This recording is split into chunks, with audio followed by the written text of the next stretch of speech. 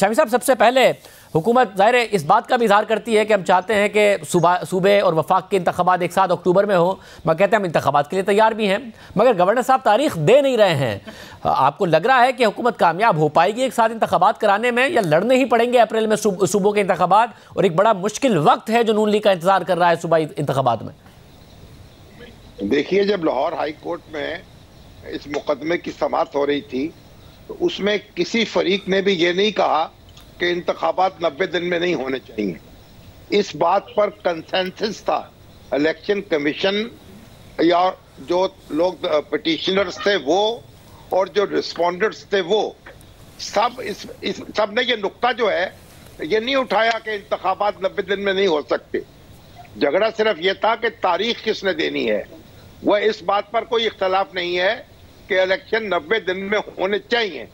अब ये तारीख देने का मामला जो है वो इस कदर पेचीदा बना दिया गया है कि यानी बार बार एक बात की जा रही है, कभी दूसरी बात की जा रही है, अब ये फिर दरवाजा खटखटाने की बात हो रही है।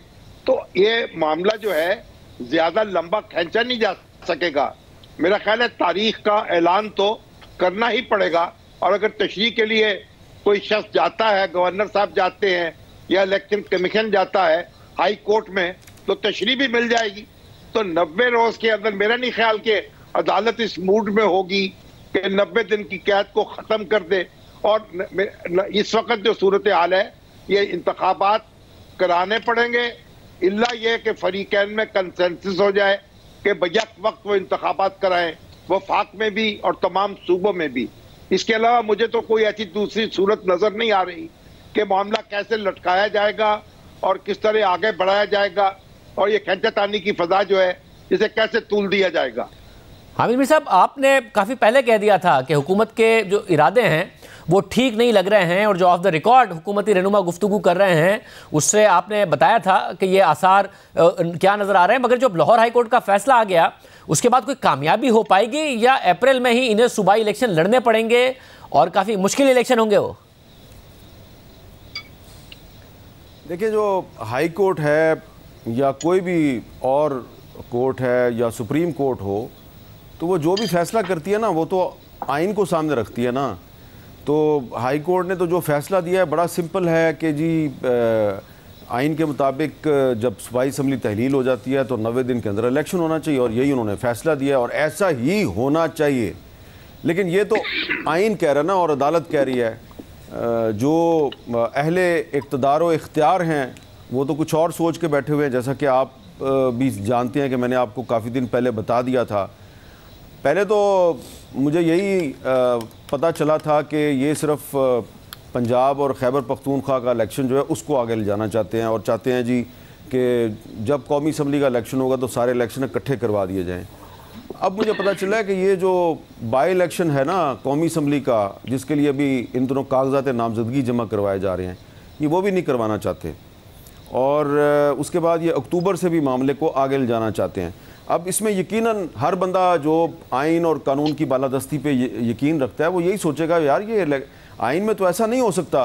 तो बिल्कुल सही बात है, आपको और मुझे, शामी साहब को, सबको यही सोचना चाहिए कि भाई आइन में तो ऐसा नहीं हो सकता। लेकिन आप देखें कि यहाँ पे तो बहुत से ऐसे काम होते हैं कि जो आइन में नहीं होते, लेकिन असल ग्राउंड रियलिटी उन्हीं को बना दिया जाता है। तो लग यही रहा है कि जिस तरह माजी में होता रहा है कि बहुत से अदालतों के फ़ैसले जो हैं उस पर अमल दरामद नहीं होता, और कुछ ऐसे भी फ़ैसले हैं जिन पे अदालतों ने अमल दरामद करना था और अदालतों ने भी अमल दरामद नहीं किया। तो उनकी एक फ़हरिस्त बनाई जा रही है कि अदालतों के कौन कौन से फ़ैसलों पे अमल दरामद नहीं हुआ, और अदालतों ने भी अपने कौन कौन से फ़ैसलों पे अमल दरामद नहीं किया। तो कहा जाएगा जी कि हम इस पोजीशन में नहीं हैं, हमारे मुआशी मामलात हैं, फ़ंड्स की कमी है, मरदमशुमारी नहीं हुई, ये नहीं हुआ, वो नहीं हुआ, और ये इलेक्शन को डिले करेंगे। तो ये आइन की खिलाफ वर्जी होगी, और मैं तो ज़ाती तौर पे समझता हूँ कि आइन की खिलाफ वर्जी जो है वो एक बहुत बड़ा जुर्म है। लेकिन ये जो आजकल असद उमर साहब जिस तरीके से जो अंदाज़े गुफ्तगू है उनका कि हम घसीटेंगे और आर्टिकल 6 लगा देंगे, ये करेंगे, वो करेंगे, तो ये ख़ुद भी तो यही काम करते रहे ना। तो इनके कहने में वो ताकत मुझे नज़र नहीं आ रही जिसके ऊपर अदालतें या ये हुकूमत जो है वो राज़ी हो जाए, क्योंकि ये खुद भी यही काम करते रहे हैं। अब जिस तरह के इन्होंने आज इनके दौर में अली वज़ीर साहब गिरफ्तार हुए थे और आज वो रहा हुए हैं 2 साल के बाद, तो अली वज़ीर साहब जब रहा होंगे तो वो सिर्फ इस हुकूमत को तो नहीं ना कोसेंगे, पिछली हुकूमत को भी कोसेंगे।